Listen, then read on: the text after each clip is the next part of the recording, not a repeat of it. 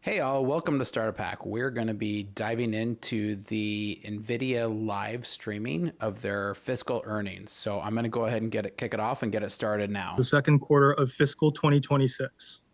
With me today from Nvidia are Jensen Huang, President and Chief Executive Officer, and Colette Kress, Executive Vice President and Chief Financial Officer. I'd like to remind you that our call is being webcast live on Nvidia's Investor Relations website. The webcast will be available for replay until the conference call to discuss our financial results for the third quarter of fiscal 2026. The content of today's call is Nvidia's property. It can't be reproduced or transcribed without our prior written consent. During this call, we may make forward-looking statements based on current expectations. These are subject to a number of significant risks and uncertainties, and our actual results may differ materially. The legal statements coming in here. Affect our future financial results and business. Please refer to the disclosure in today's earnings release, our most recent Forms 10-K and 10-Q, and the reports that we may file on Form 8-K with the Securities and Exchange Commission. All our statements are made as of today, August 27th, 2025, based on information currently available to us. Except as required by law, we assume no obligation to update any such statements. During this call, we will discuss non-GAAP financial measures. You can find a reconciliation of these non-GAAP financial measures to GAAP financial measures in our CFO commentary, which is posted on our website. With that, let me turn the call over to Colette. Thank you, Toshio. We delivered another record quarter while navigating what continues to be a dynamic external environment. Total revenue was $46.7 billion, exceeded our outlook as we grew sequentially across all market platforms. Data center revenue grew 56% year over year. Data center revenue also grew sequentially despite the $4 billion decline in H20 revenue. Nvidia's Blackwell platform reached record levels, growing sequentially by 17%. We began production shipments of GB300 in Q2. Our full stack AI solutions for cloud service providers, neoclouds, enterprises, and sovereigns are all contributing to our growth. We are at the beginning of an industrial revolution that will transform every industry. We see $3 to $4 trillion in AI infrastructure spend by the end of the decade. The scale and scope of these buildouts present significant long-term growth opportunities for Nvidia. The GB200 NVL system is seeing widespread adoption with deployments at CSPs and consumer internet companies. Lighthouse model builders, including OpenAI, Meta, and Mistral, are using the GB200 NVL72 at data center scale for both training next-generation models and serving inference models in production.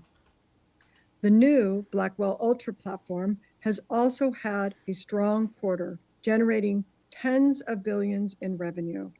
The transition to the GB300 has been seamless for major cloud service providers due to its shared architecture, software, and physical footprint with the GB200, enabling them to build and deploy GB300 racks with ease. The transition to the new GB300 rack-based architecture has been seamless. Factory builds in late July and early August were successfully converted to support the GB300 ramp, and today, full production is underway. The current run rate is back at full speed, producing approximately 1,000 racks per week. This output is expected to accelerate even further throughout the third quarter as additional capacity comes online. We expect widespread market availability in the second half of the year as CoreWeave prepares to bring their GB300 instance to market, as they are already seeing 10x more inference performance on reasoning models compared to H100. Compared to the previous Hopper generation, GB300 NVL72 AI factories promise a 10x improvement in token per watt energy efficiency, which translates to revenues as data centers are power limited. The chips of the Rubin platform are in fab. The Vera CPU, Rubin GPU, CX9 Super NIC, NVLink 144 scale up switch, Spectrum X scale out and scale across switch, and the silicon photonics processor. Rubin remains on schedule for volume production next year. Rubin will be our third generation NVLink rack scale AI supercomputer with a mature and full scale supply chain. This keeps us on track with our pace of an annual product cadence and continuous innovation across compute, networking, systems, and software. In late July, the US government began reviewing licenses for sales of H20 to China customers. While a select number of our China-based customers have received licenses over the past few weeks, we have not shipped any H20 based on those licenses. USG officials have expressed an expectation that the USG will receive 15% of the revenue generated from licensed H20 sales, but to date, the USG has not published a regulation codifying such requirement. We have not included H20 in our Q3 outlook as we continue to work through geopolitical issues. If geopolitical issues reside, we should ship $2 to $5 billion in H20 revenue in Q3. And if we had more orders, we can build more. We continue to advocate for the US government to approve Blackwell for China. Our products are designed and sold for beneficial commercial use, and every licensed sale we make will benefit the US economy, the US leadership. In highly competitive markets, we want to win the support of every developer. America's AI technology stack can be the world standard if we race and compete globally. Notably in the quarter was an increase in Hopper 100 and H200 shipments. We also sold approximately 650 million of H20 in Q2 to an unrestricted customer outside of China. The sequential increase in Hopper demand indicates the breadth of data center workloads that run on accelerated computing and the power of CUDA libraries and full stack optimizations, which continuously enhance the performance and economic value of our platform. As we continue to deliver both Hopper and Blackwell GPUs, we are focusing on meeting the soaring global demand. This growth is fueled by capital expenditures from the cloud to enterprises, which are on track to invest $600 billion in data center infrastructure and compute this calendar year alone, nearly doubling in 2 years. We expect annual AI infrastructure investments to continue growing, driven by the several factors: reasoning agentic AI requiring orders of magnitude more training and inference compute, global buildouts for sovereign AI, enterprise AI adoption, and the arrival of physical AI and robotics. Blackwell has set the benchmark as it is the new standard for AI inference performance. The market for AI inference is expanding rapidly, with reasoning and agentic AI gaining traction across industries. Blackwell's rack scale NVLink and CUDA full stack architecture addresses this by redefining the economics of inference. New NV FP4 4-bit precision and NVLink 72 on the GB300 platform delivers a 50x increase in energy efficiency per token compared to Hopper, enabling companies to monetize their compute at unprecedented scale. For instance, a $3 million investment in GB200 infrastructure can generate $30 million in token revenue, a 10x return. NVIDIA's software innovation, combined with the strength of our developer ecosystem, has already improved Blackwell's performance by more than 2x since its launch. Advances in CUDA, TensorRT LLM, and Dynamo are unlocking maximum efficiency. CUDA library contributions from the open source community, along with NVIDIA's open libraries and frameworks, are now integrated into millions of workflows. This powerful flywheel of collaborative innovation between NVIDIA and global community contribution strengthens NVIDIA's performance leadership. NVIDIA is a top contributor to OpenAI models, data, and software. Blackwell has introduced a groundbreaking numerical approach to large language model pre-training. Using NVFP4, computations on the GB300 can now achieve 7x faster training than the H100, which uses FP8. This innovation delivers the accuracy of 16-bit precision with the speed and efficiency of 4-bit, setting a new standard for AI factor efficiency and scalability. The AI industry is quickly adopting this revolutionary technology, with major players such as AWS, Google Cloud, Microsoft Azure, and OpenAI, as well as Cohere, Mistral, Kimi AI, Perplexity, Reflection, and Runway, already embracing it. NVIDIA's performance leadership was further validated in the latest MLPerf training benchmarks, where the GB200 delivered a clean sweep. Be on the lookout for the upcoming MLPerf inference results in September, which will include benchmarks based on the Blackwell Ultra. NVIDIA RTX Pro servers are in full production for the world system makers. These are air-cooled, PCIe-based systems integrated seamlessly into standard IT environments and run traditional enterprise IT applications, as well as the most advanced agentic and physical AI applications. Nearly 90 companies, including many global leaders, are already adopting RTX Pro servers. Hitachi uses them for real-time simulation and digital twins, Lilly for drug discovery, Hyundai for factory design and AV validation, and Disney for immersive storytelling. As enterprises modernize data centers, RTX Pro servers are poised to become a multi-billion-dollar product line. Sovereign AI is one on the rise as the nation's ability to develop its own AI using domestic infrastructure, data, and talent presents a significant opportunity for NVIDIA.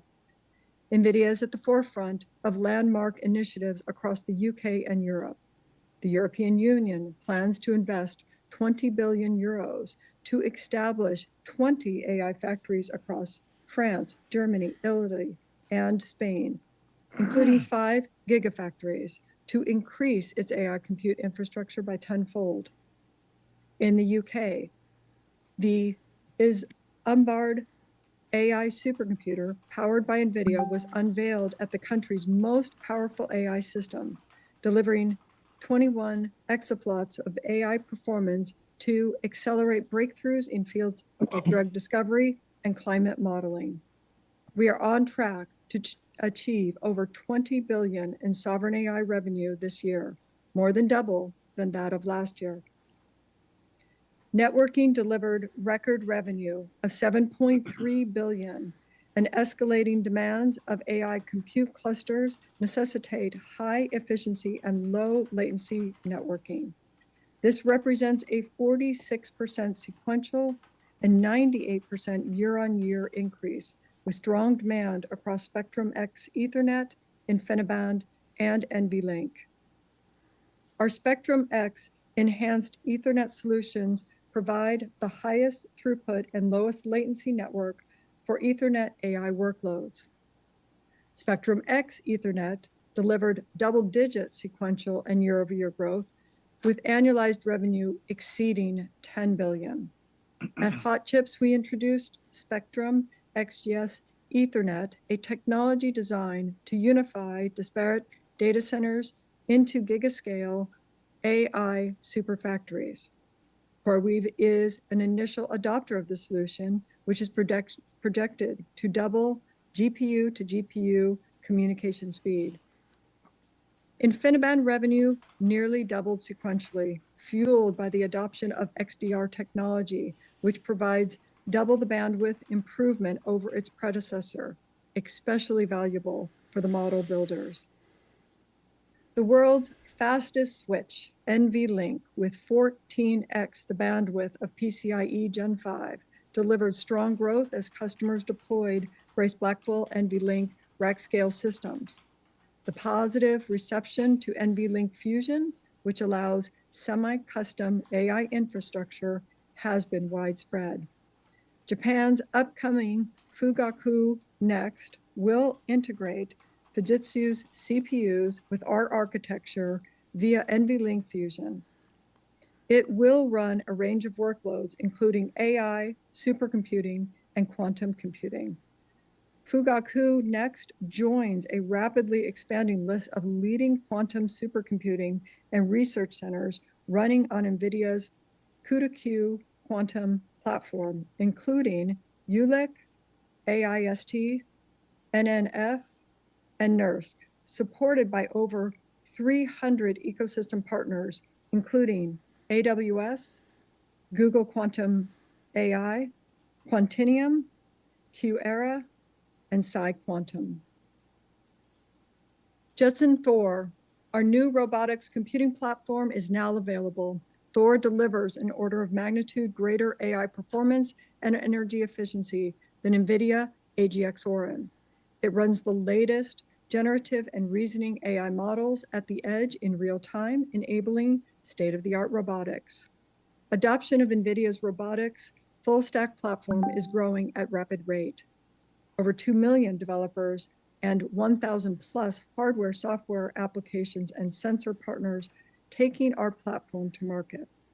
Leading enterprises across industries have adopted Thor, including Agility Robotics, Amazon Robotics, Boston Dynamics, Caterpillar, Figure, Hexagon, Medtronic, and Meta. Robotic applications require exponentially more compute on the device and in infrastructure, representing a significant long-term demand driver for our data center platform. NVIDIA Omniverse with Cosmos is our data center physical AI digital twin platform built for development of robot and robotic systems. This quarter, we announced a major expansion of our partnership with Siemens to enable AI automatic factories. Leading European robotics companies, including Agile Robots, Neuro Robotics, and Universal Robots, are building their latest innovations with the Omniverse platform. Transitioning to a quick summary of our revenue by geography. China declined on a sequential basis to low single digits percentage of data center revenue. Note, our Q3 outlook does not include H20 shipments to China customers. Singapore revenue represented 22% of second quarter's billed revenue as customers have centralized their invoicing in Singapore. Over 99% of data center compute revenue billed to Singapore was for US-based customers. Our gaming revenue was a record $4.3 billion, a 14% sequential increase and a 49% jump year on year. This was driven by the ramp of Blackwell GeForce GPUs as strong sales continued as we increased supply availability. This quarter, we shipped GeForce RTX 5060 desktop GPU. It brings double the performance along with advanced ray tracing, neural rendering, and AI-powered DLSS4 gameplay to millions of gamers worldwide. Blackwell is coming to GeForce Now in September. This is GeForce Now's most significant upgrade, offering RTX 5080 class performance, minimal latency, and 5K resolution at 120 frames per second. We are also doubling the GeForce Now catalog to over 4,500 titles, the largest library of any cloud gaming service. For AI enthusiasts, on-device AI performs the best RTX GPUs. We partnered with OpenAI to optimize their open source GPT models for high quality, fast, and efficient inference on millions of RTX-enabled Windows devices. With the RTX platform stack, Windows developers can create AI applications designed to run on the world's largest AI PC user base. Professional visualization revenue reached $601 million, a 32% year-on-year increase. Growth was driven by an adoption of the high-end RTX workstation GPUs and AI-powered workload like design, simulation, and prototyping. Key customers are leveraging our solutions to accelerate their operations. Activision Blizzard uses RTX workstations to enhance creative workflows, while robotics innovator Figure AI powers its humanoid robots with RTX embedded GPUs. Automotive revenue, which includes only in-car compute revenue, was $586 million, up 69% year-on-year, primarily driven by self-driving solutions. We have begun shipments of Nvidia Thor SoC, the successor to Orin. Thor's arrival coincides with the industry's accelerating shift to vision, language, model architecture, generative AI, and higher levels of autonomy. Thor is the most successful robotics and AV computer we've ever created. Thor Willpower. Our full-stack drive AV software platform is now in production, opening up billions to new revenue opportunities for Nvidia while improving vehicle safety and autonomy. Now moving to the rest of our P&L. GAAP gross margin was 72.4%, and non-GAAP gross margin was 72.7%. These figures include a $180 million or 40 basis point benefit from releasing previously reserved H20 inventory. Excluding this benefit, non-GAAP gross margins would have been 72.3%, still exceeding our outlook. GAAP operating expenses rose 8% and 6% on a non-GAAP basis sequentially. This increase was driven by higher compute and infrastructure costs, as well as higher compensation and benefit costs. To support the ramp of Blackwell and Blackwell Ultra, inventory increased sequentially from $11 billion to $15 billion in Q2. While we prioritize funding our growth and strategic initiatives, in Q2, we returned $10 billion to shareholders through share repurchases and cash dividends. Our board of directors recently approved a $60 billion share repurchase authorization to add to our remaining $14.7 billion of authorization at the end of Q2. Okay, let me turn it to the outlook for the third quarter. Total revenue is expected to be $54 billion, plus or minus 2%. This represents over $7 billion in sequential growth. Again, we do not assume any H20 shipments to China customers in our outlook. GAAP and non-GAAP gross margins are expected to be 73.3%, 73.5% respectively, plus or minus 50 basis points. We continue to expect to exit the year with non-GAAP gross margins in the mid-70s. GAAP and non-GAAP operating expenses are expected to be approximately $5.9 billion and $4.2 billion, respectively. For the full year, we expect operating expenses to grow in the high 30s range year over year, up from our prior expectations of the mid-30s. We are accelerating investments in the business to address the magnitude of growth opportunities that lie ahead. GAAP and non-GAAP other income and expenses are expected to be an income of approximately $500 million, excluding gains and losses from non-marketable and public held equity securities. GAAP and non-GAAP tax rates are expected to be 16.5%, plus or minus 1%, excluding any discrete items. Further financial data are included in the CFO commentary and other information available on our website. In closing, let me highlight upcoming events for the financial community. We will be at the Goldman Sachs Technology Conference on September 8th in San Francisco. Our annual NDR will commence the first part of October. GTC Data Center begins on October 27th, with Jensen's keynote scheduled for the 28th. We look forward to seeing you at these events. Our earnings call to discuss the results of our third quarter of fiscal 2026 is scheduled for November 19th. We will now open the call for questions. Operator, would you please poll for questions? Thank you. At this time, I would like to remind everyone, in order to ask a question, press star, then the number 1 on your telephone keypad. We'll pause for just a moment to compile the Q&A roster. As a reminder, please limit yourself to one question. Thank you. Your first question comes from CJ Muse with Cantor Fitzgerald. Your line is open. Yeah, good afternoon. Thank you for taking the question.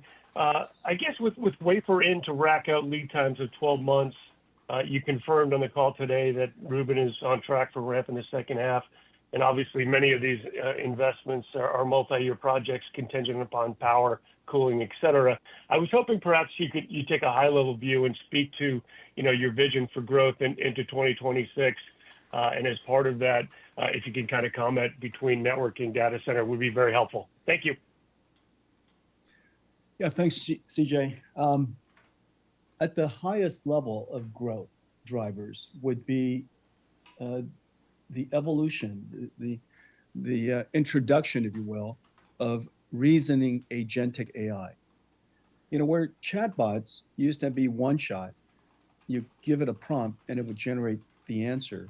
Now the AI does research, it thinks and does a plan, and it might use tools. And so it's called long thinking. And the longer it thinks, oftentimes it produces better answers. And the amount of computation necessary for one shot versus reasoning agentic AI models could be 100 times, 1,000 times, and potentially even more as the amount of research and basically reading and comprehension that it goes off to do. And so the amount of computation that has resulted in agentic AI has grown tremendously. And of course, the effectiveness has also grown tremendously. Because of agentic AI, the amount of hallucination has dropped significantly. You can now use it. It can now use tools and perform tasks. Enterprises have been opened up. As a result of agentic AI and vision language models, we now are seeing a breakthrough in physical AI, in robotics, autonomous systems. So the last year, AI has made tremendous progress. And agentic systems, reasoning systems, is completely revolutionary. Now, we built the Blackwell NVLink 72 system, a rack scale computing system for this moment. We've been working on it for several years. This last year, we transitioned from NVLink 8, which is a node scale computing, each node is a computer, to now NVLink 72, where each rack is a computer. That disaggregation of NVLink 72 into a rack scale system was extremely hard to do, but the results are extraordinary. We're seeing orders of magnitude speed up, and therefore energy efficiency, and therefore cost effectiveness of token generation because of NVLink 72. And so over the next couple of years, you're gonna you asked about longer term. Over the next 5 years, we're gonna scale into, with Blackwell, with Rubin, and follow-ons, to scale into effectively a $3 to $4 trillion AI infrastructure opportunity. The last couple of years, you have seen that CapEx has grown in just the top 4 CSPs has doubled and grown to about $600 billion. So we're in the beginning of this build out, and the AI technology advances has really enabled AI to be able to adopt and solve problems to many different industries. Your next question comes from Vivek Arya with Bank of America Securities. Your line is open. Thanks for taking my questions.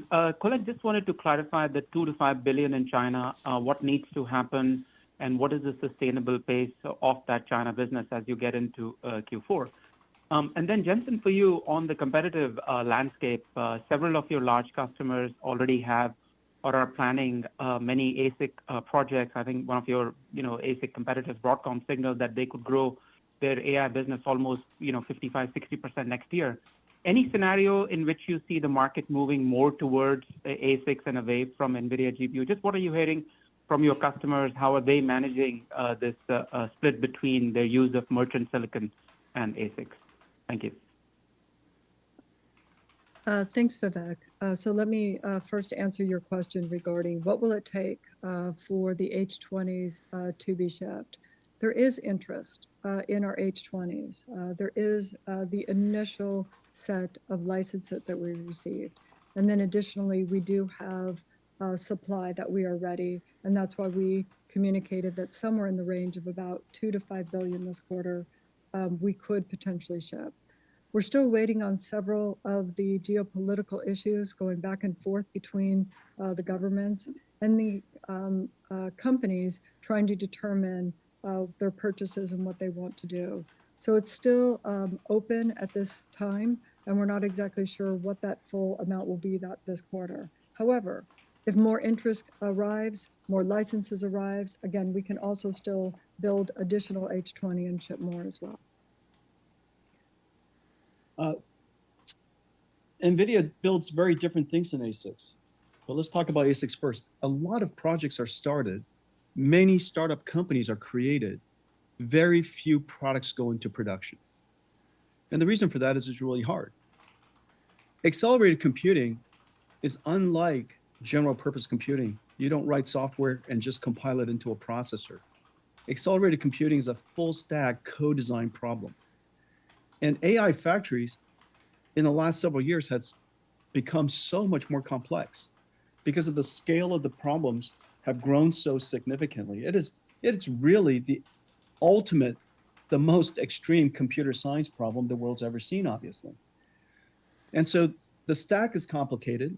The models are changing incredibly fast from generative based on autoregressive to generative based on diffusion to mixed models to multimodality. The number of different models that are coming out that are either derivatives of transformers or evolutions of transformers is just daunting. One of the advantages that we have is that NVIDIA is available in every cloud. We're available from every computer company. We're available from the cloud to on-prem to edge to robotics on the same programming model. And so it's sensible that every framework in the world supports NVIDIA. When you're building a new model architecture, releasing it on NVIDIA is most sensible. And so the diversity of our platform, both in the ability to evolve into any architecture, the fact that we're everywhere, and also we accelerate the entire pipeline. You know, everything from data processing to pre-training to post-training with reinforcement learning, all the way out to inference. And so when you build a data center with NVIDIA platform in it, the utility of it is best. The lifetime usefulness is much, much longer. And then I would just say that in addition to all of that, it is just a really extremely complex systems problem anymore. You know, people talk about the chip itself. There's one ASIC, the GPU that many people talk about. But in order to build Blackwell, the platform, and Rubin, the platform, we had to build CPUs that connect fast memory, extremely energy efficient memory for large KV caching necessary for agentic AI, to the GPU, to a super NIC, to a scale up switch we call NVLink, completely revolutionary. We're in our 5th generation now, to a scale out switch, whether it's quantum or Spectrum X Ethernet, to now scale across switches so that we could prepare for these AI super factories with multiple gigawatts of computing all connected together. We call that Spectrum XGS. We just announced that at Hot Chips this week. And so the complications, the complexity of everything that we do is really quite extraordinary. It's just done at a really, really extreme scale now.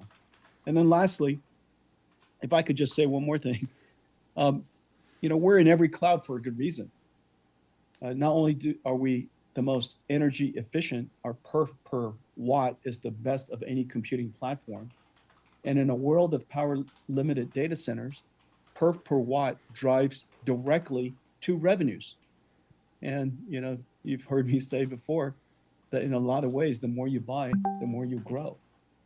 And because our perf per dollar, the performance per dollar is so incredible, you also have extremely great margins. So the growth opportunity with NVIDIA's architecture and the gross margins opportunity with NVIDIA's architecture is absolutely the best. And so there's a lot of reasons why NVIDIA is chosen by every cloud and every startup and every computer company. We're really a holistic, full stack solution for AI factories.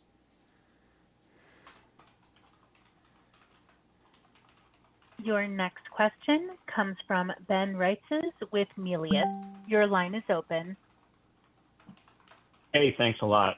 Jensen, I wanted to ask you about your 3 to 4 trillion in data center infrastructure spend by the end of the decade. Previously, you talked about something in the 1 billion range, which I believe was just for compute by 2028. If you take past comments, 3 to 4 trillion would imply maybe 2 billion plus in compute spend. And just wanted to know if that was right. And that's what you're seeing by the end of the decade. And wondering what you think your share will be of that. Your share right now of total infrastructure compute wise is very high. So wanted to see, and also if there's any bottlenecks you're concerned about, like power, to get to the 3 to 4 trillion. Thanks a lot. Yeah, thanks. As you know, the CapEx of just the top 4 hyperscalers has doubled in 2 years. As the AI revolution went into full steam, as the AI race is now on, the CapEx spend has doubled to $600 billion per year. There's 5 years between now and the end of the decade. And $600 billion only represents the top 4 hyperscalers. We still have the rest of the enterprise companies building on-prem. You have cloud service providers building around the world. United States represents about 60% of the world's compute, and over time, you would think that artificial intelligence would reflect GDP scale and growth, and would be of course accelerating GDP growth.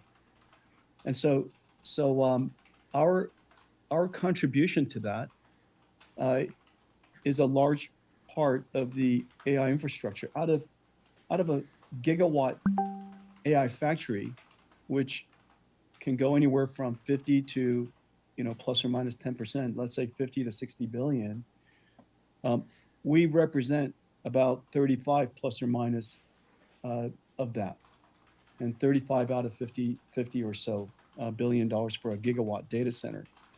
And of course, what you get for that is not a GPU. I think people, we're famous for building the GPU and inventing the GPU, but as you know, over the last decade, we've really transitioned to become an AI infrastructure company. It takes 6 chips just to build 6 different types of chips just to build a Rubin AI supercomputer, and just to scale that out, to a gigawatt, you have hundreds of thousands of GPU compute nodes and a whole bunch of racks. And so we're really an AI infrastructure company, and we're hoping to continue to contribute to growing this industry, making AI more useful, and then very importantly, driving the performance per watt, because the world, as you mentioned, limiters, it will always likely be power limitations or AI infrastructure or AI building limitations. And so we need to squeeze as much out of that factory as possible. NVIDIA's performance per unit of energy used drives the revenue growth of that factory. It directly translates. If you have a 100 megawatt factory, per 100 megawatt drives your revenues. It's tokens per 100 megawatts of factory. In our case, also, the performance per dollar spent is so high that your gross margins are also the best. But anyhow, these are the limiters going forward, and $3 to $4 trillion is fairly sensible for the next 5 years. Next question comes from Joe Moore of Morgan Stanley. Your line is open. Great. Thank you. Congratulations on reopening the China opportunity. Can you talk about the long-term prospects there? You've talked about, I think, half of the AI software world being there. How much can NVIDIA grow in that business? And, how important is it that you get the Blackwell architecture ultimately licensed there? The China market, I've estimated to be about $50 billion of opportunity for us this year.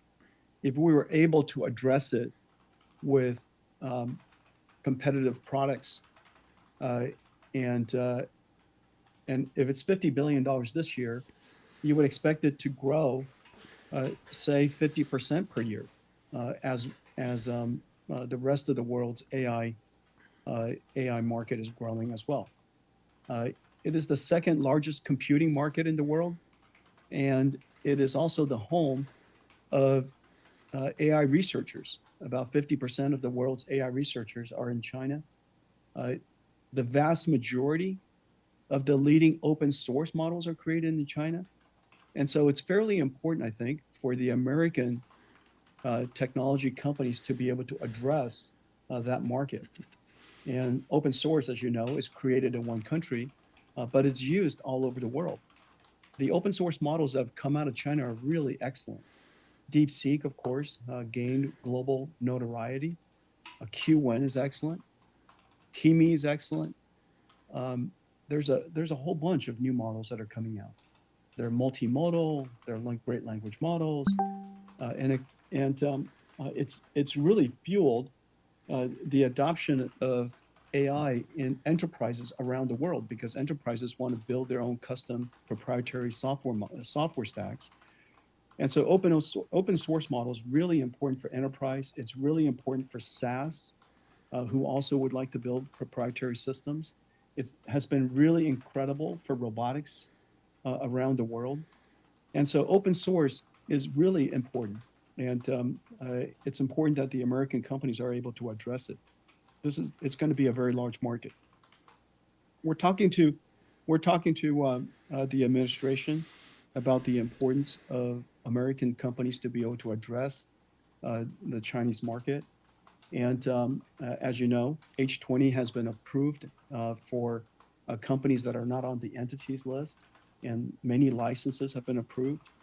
And so I think the opportunity for us to bring Blackwell to the China market is a real possibility. And so we just have to keep advocating the sensibility of and the importance of American tech companies to be able to lead and win the AI race and help make the American tech stack the global standard. Your next question comes from the line of Aaron Rakers with Wells Fargo. Your line is open.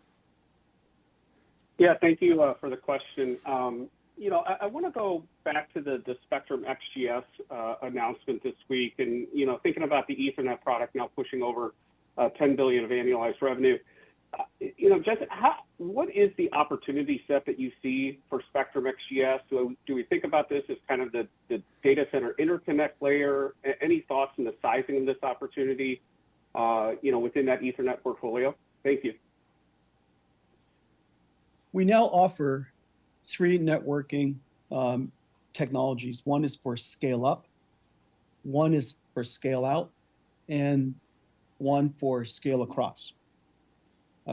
Scale up is so that we could build the largest possible virtual GPU, the virtual compute node. NVLink is revolutionary. NVLink 72 is what made it possible for Blackwell to deliver such an extraordinary generational jump over Hopper's NVLink 8. At a time when we have long thinking models, agentic AI reasoning systems, the NVLink basically amplifies the memory bandwidth, which is really critical for reasoning systems. And so NVLink 72 is fantastic.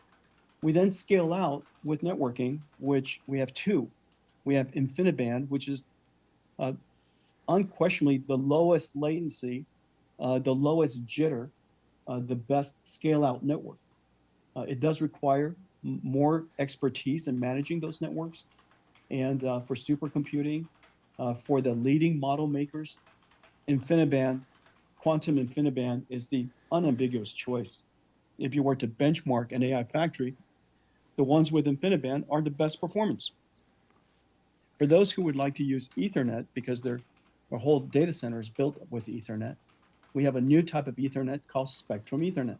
Spectrum Ethernet is not off the shelf. It has a whole bunch of new technologies designed for low latency and low jitter and congestion control. And it has the ability to come closer, much, much closer to InfiniBand than anything that's out there. And we call that Spectrum X Ethernet. And then finally, we have Spectrum XGS, a gigascale for connecting multiple data centers, multiple AI factories into a super factory, a gigantic system. And you're gonna see that networking obviously is very important in AI factories.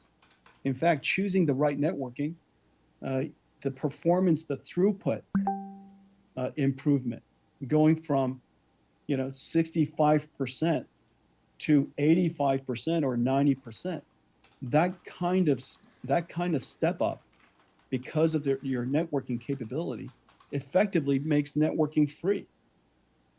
Choosing the right networking, you're basically paying, you'll get a return on it like you can't believe, because the AI factory, a gigawatt, as I mentioned before, could be $50 billion. And so the ability to improve the efficiency of that factory by tens of percents results in $10-20 billion worth of effective benefit. And so, the networking is a very important part of it. It's the reason why NVIDIA dedicates so much in networking. It's the reason why we purchased Mellanox 5.5 years ago. And Spectrum X, as we mentioned earlier, is now quite a sizable business, and it's only about 1.5 years old. So Spectrum X is a home run. All three of them are going to be fantastic. NVLink, scale up, Spectrum X and InfiniBand, scale out, and then Spectrum XGS for scale across. Your next question comes from Stacy Raskin with Bernstein Research. Your line is open. Hi, guys. Thanks for taking my question. I have a more tactical question for Colette. So on the guide, we're up, over $7 billion. The vast bulk of that is going to be from data center. How do I think about apportioning that $7 billion out across Blackwell versus Hopper versus networking? I mean, it looks like Blackwell was probably $27 billion in the quarter, up from maybe 23 last quarter. Hopper's still $6 or $7 billion post the H20. Do you think the Hopper strength continues? Just how do I think about parsing that $7 billion out across those three different components? Thanks, Stacy, for the question. First part of it, looking at our growth between Q2 and Q3, Blackwell is still going to be the lion's share of what we have in terms of data center. But keep in mind that helps both our compute side as well as it helps our networking side, because we are selling those significant systems that are incorporating the NVLink that Jensen just spoke about. Selling Hopper, we are still selling it. H100, H200s we are. But again, they are HGX systems, and I still believe our Blackwell will be the lion's share of what we're doing on there. So we'll continue. We don't have any more specific details in terms of how we'll finish our quarter, but you should expect Blackwell again to be the driver of the growth. Your next question comes from Jim Schneider of Goldman Sachs. Your line is open. Good afternoon. Thanks for taking my question. You've been very clear about the reasoning model opportunity that you see, and you've also been relatively clear about the technical specs for Rubin, but maybe you could provide a little bit of context about how you view the Rubin product transition going forward. What incremental capability does that offer to customers? And would you say that Rubin is a bigger, smaller, or similar step up in terms of performance for a capability perspective relative to what we saw with Blackwell? Thank you. Yeah, thanks.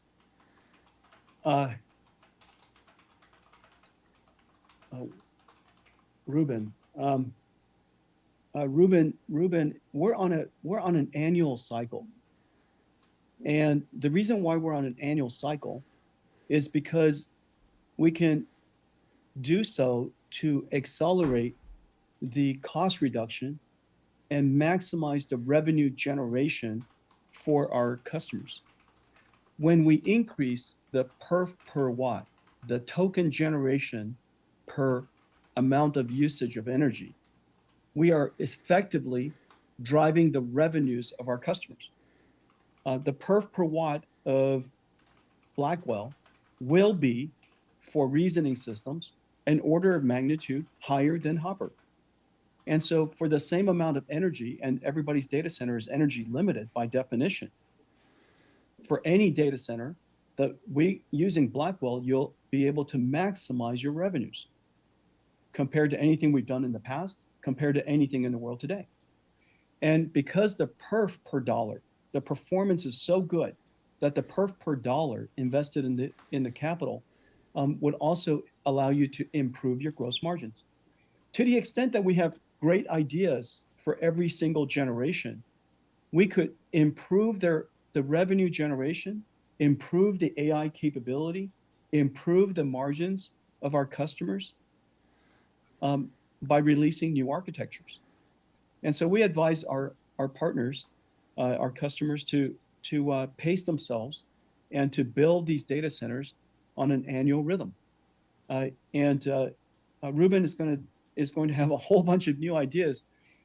I paused for a second because, I've got plenty of time between now and a year from now to tell you about all the breakthroughs that Ruben's going to bring. But Ruben has a lot of great ideas. I'm anxious to tell you, but I can't right now, and I'll save it for GTC to tell you more and more about it. But nonetheless, for the next year, we're ramping really hard into now Grace Blackwell GB200, and then now Blackwell Ultra GB300. We're ramping really hard into data centers. This year is obviously a record-breaking year. I expect next year to be a record-breaking year. And while we continue to increase the performance of AI capabilities as we race towards artificial superintelligence on the one hand, and continue to increase the revenue generation capabilities of our hyperscalers on the other hand.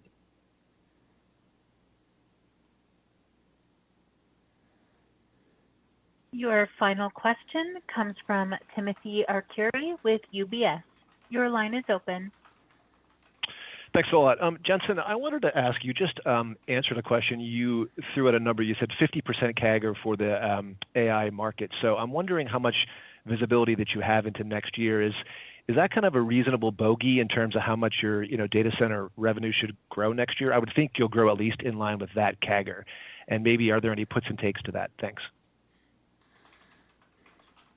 Well, I think that the best way to look at it is we have reasonable forecasts from our large customers for next year, a very, very significant forecast. And we still have a lot of businesses that we're still winning and a lot of startups that are still being created. Don't forget that the number of startups for AI native startups was 100 billion was funded last year. This year, the year's not even over yet. It's 180 billion funded. If you look at AI native, the top AI native startups that are generating revenues, last year was $2 billion. This year is $20 billion. Next year, being 10 times higher than this year is not inconceivable. And the open source models is now opening up large enterprises SaaS companies, industrial companies, robotics companies to now join the AI revolution, another source of growth. And whether it's AI natives or enterprise SaaS or industrial AI or startups, we're just seeing just enormous amount of interest in AI and demand for AI. Right now, the buzz is, I'm sure all of you know about the buzz out there. The buzz is everything sold out. H100 is sold out. H200s are sold out. Large CSPs are coming out renting capacity from other CSPs. And so the AI native startups are really scrambling to get capacity so that they could train their reasoning models. And so the demand is really, really high. But the long-term outlook between where we are today, CapEx has doubled in 2 years. It is now running about $600 billion a year just in the large hyperscalers. For us to grow into that $600 billion a year, representing a significant part of that CapEx, isn't unreasonable. And so I think the next several years, surely through the decade, we see just really fast growing, really significant growth opportunities ahead. Let me conclude with this. Blackwell is the next generation AI platform the world's been waiting for. It delivers an exceptional generational leap. NVIDIA's NVLink 72 rack scale computing is revolutionary, arriving just in time as reasoning AI models drive order of magnitude increases in training and inference performance requirement. Blackwell Ultra is ramping at full speed and the demand is extraordinary. Our next platform, Rubin, is already in fab. We have 6 new chips that represents the Rubin platform. They've all taped out to TSMC. Rubin will be our 3rd generation NVLink rack scale AI supercomputer. And so we expect to have a much more mature and fully scaled up supply chain. Blackwell and Rubin AI factory platforms will be scaling into the $3 to $4 trillion global AI factory build out through the end of the decade. Customers are building ever greater scale AI factories, from thousands of Hopper GPUs in tens of megawatt data centers to now hundreds of thousands of Blackwells in 100 megawatt facilities. And soon we'll be building millions of Rubin GPU platforms powering multi-gigawatt, multi-site AI super factories. With each generation, demand only grows. One-shot chatbots have evolved into reasoning agentic AI that research, plan, and use tools, driving orders of magnitude jump in compute for both training and inference. Agentic AI is reaching maturity and has opened the enterprise market to build domain and company-specific AI agents for enterprise workflows, products, and services. The age of physical AI has arrived, unlocking entirely new industries in robotics, industrial automation. Every industrial company will need to build 2 factories, one to build the machines and another to build their robotic AI. This quarter, NVIDIA reached record revenues and an extraordinary milestone in our journey. The opportunity ahead is immense. A new industrial revolution has started. The AI race is on.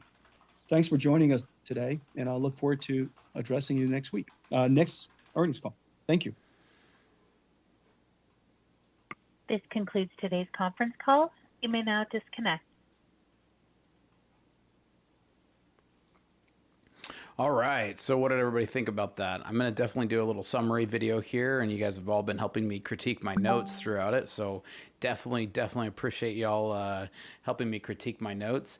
And I'm going to go ahead and switch over my camera here, and we're going to hit record, and I'm going to hit up a little summary video of what we just heard from NVIDIA, because interesting stuff. Nothing huge. Definitely no big, huge announcements. But lots of things going on there. So let me go ahead and hit start recording, and we're going to fire this up.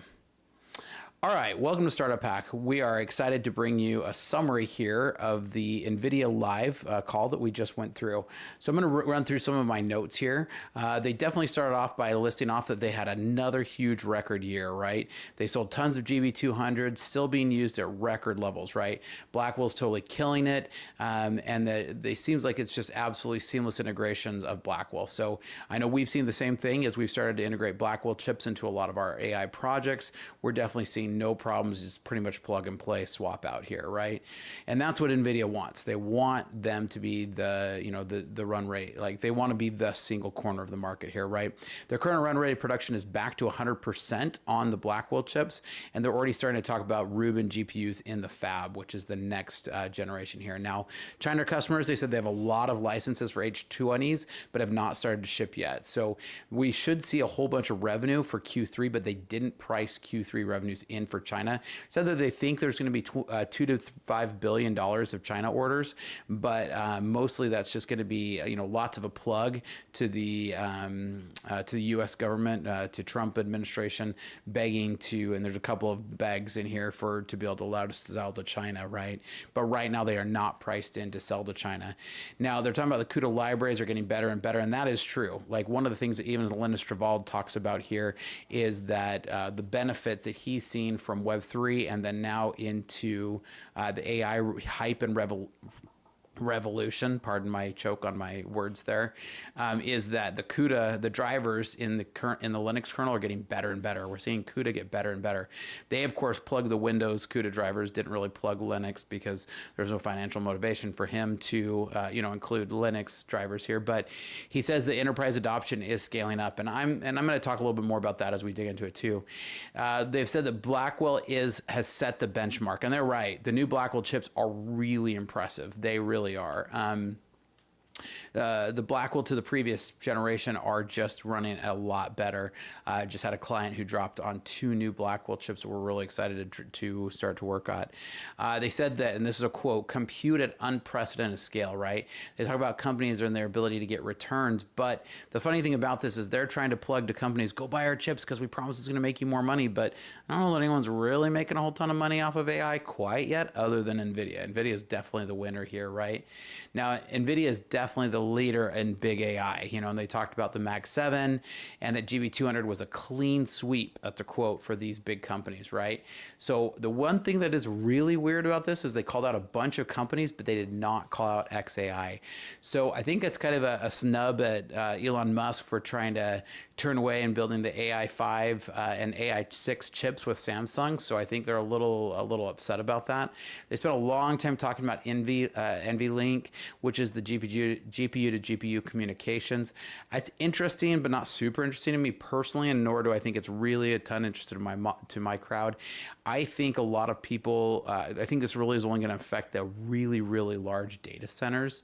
He talked about Jetson Thor. So far, my Jetson's been a total bust. I'm not a huge fan of Jetson because so far Jetson's just been kind of a total bomb for me.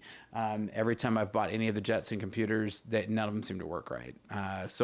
However, I can take a PC off the shelf, just literally anything I buy off Facebook Marketplace, slap a GPU into it, download Olama, and I'm off and running, right? Or spin up PyTorch or something, just it's really easy to get started, right?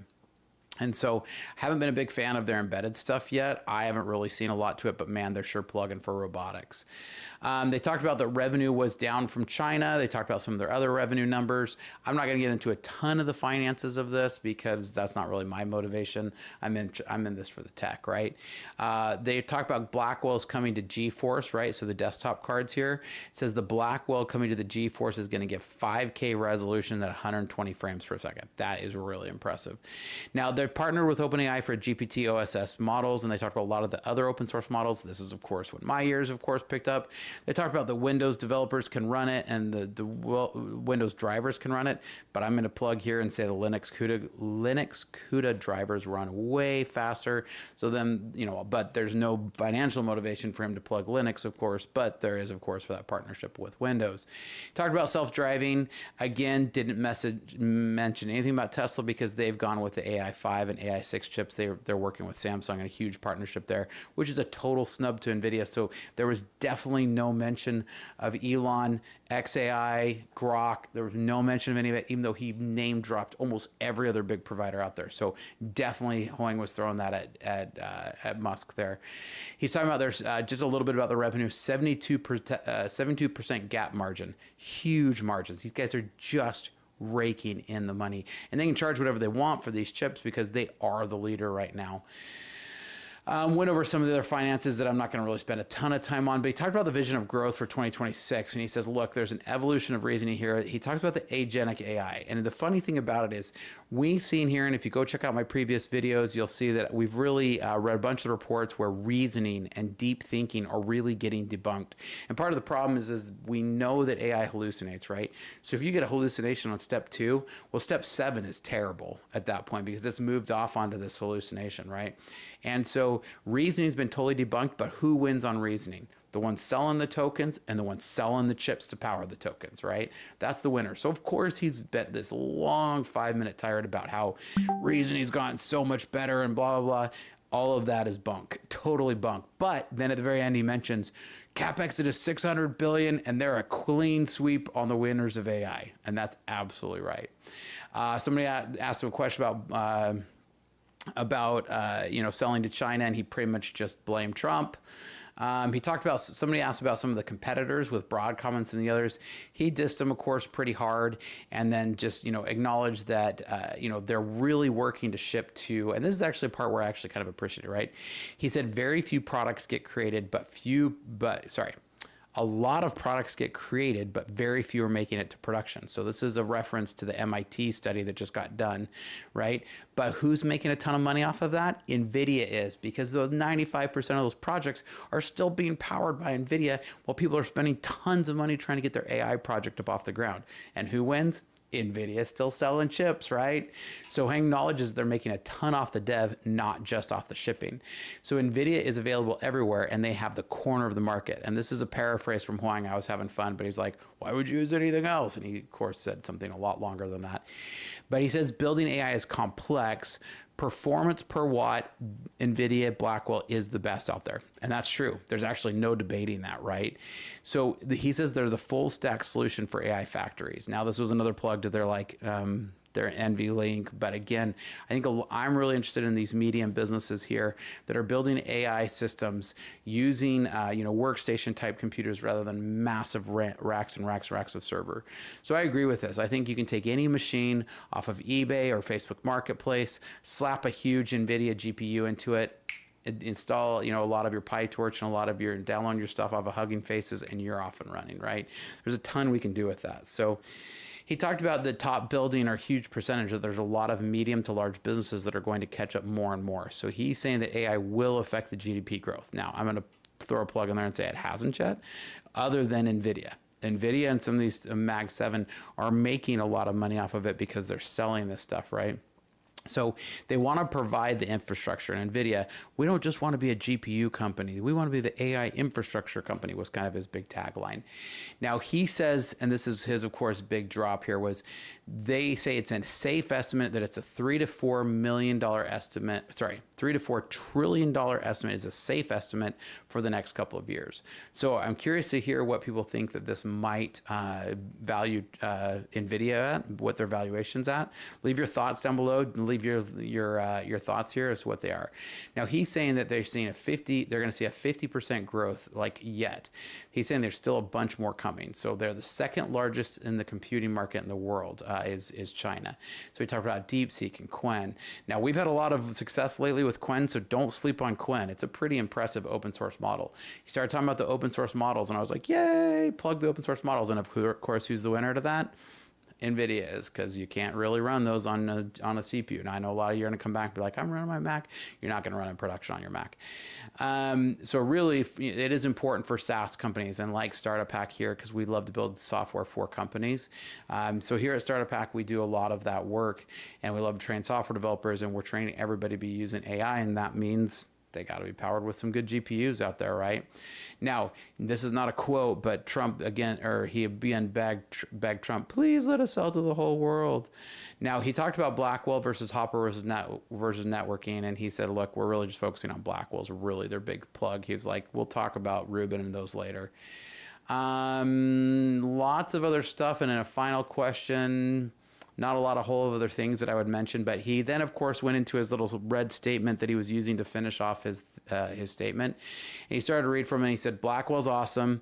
NVIDIA is this networking thing, which I'm like, woohoo. Customers are building more, making Huang lots and lots of money. That's really the summary of what Huang said there.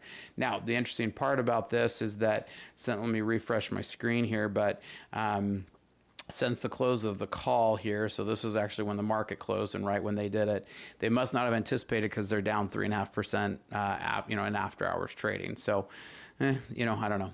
They have plenty of percentage that I guess they can lose here, but there wasn't a whole lot on that call. I don't know if people were expecting to hear some new fancy announcements or something, but really there wasn't a ton there. So now I'm curious here what you guys think. What did you guys think of the call? Make sure you leave your comments down below. Make sure you like and subscribe. Here at Startup Hack, we love to train software developers as well as build custom software solutions for companies. So reach out if we can help, and here's some great information about our services. Hi, I'm Spencer, a fractional CTO. With over a decade of executive leadership and 25 years in software development, I've transformed technology teams and products for businesses just like yours. As your fractional CTO, you get the strategic guidance of a seasoned technology executive without the full-time commitment, perfect for companies ready to leverage cutting-edge technology without expanding headcount. My team at Startup Hack has already built advanced AI agents for small and medium businesses, automating complex workflows and delivering advanced ROI to human workflows. We specialize in creating custom software that connects your systems into a single coherent technology ecosystem. Our development approach focuses on tangible business outcomes. For one client, we developed AI-powered workflows that cut days off of human processes. For another company, by connecting multiple systems, we reduced processing time to increase their ROI by over 75%. We don't just write code, we architect solutions that scale. Whether you need cloud system architecture, data integration between legacy systems, or custom AI agents that automate your unique business processes, my team delivers results that exceed your expectations. Having led technology for a lot of companies and launched 7 successful brands of my own, I bring battle-tested expertise to your business challenges. Our specialty is turning technological complexity into business advantage. So if you're ready to harness the power of AI and custom software to drive your business forward, let's connect.